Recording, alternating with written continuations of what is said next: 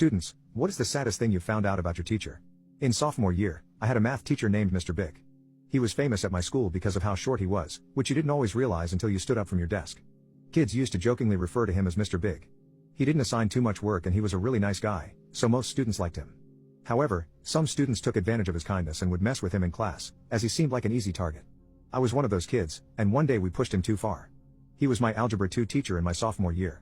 I was ahead in math, so the rest of my class were all juniors. I was very insecure at that time, as I hadn't quite hit puberty yet, and I desperately wanted the approval of the older kids in my class.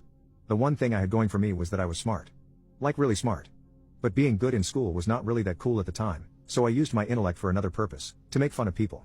I couldn't always defend myself physically, so my defense mechanism I built up was an extraordinary ability to make people feel stupid and small using my words. I would study people and learn their insecurities, and store them away for if they ever crossed me or made me mad.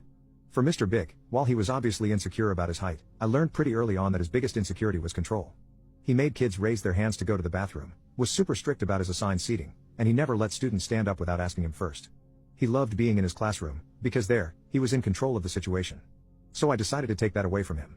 One day, me and the three guys at my table in class started humming.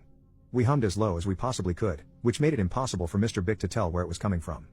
At first, he laughed, and said, "Okay, very funny. Can whoever is doing that please stop so we can continue with the lesson?" We stopped for a few minutes, but then we started up again. Now Mr. Big was agitated. He whipped around, trying to catch the culprits, but he couldn't tell because we made sure to keep normal expressions as we hummed. "Guys, this isn't funny anymore, whoever is humming needs to stop now." I could see his lip twitching, the urgency in his voice, and the look of insecurity in his eyes.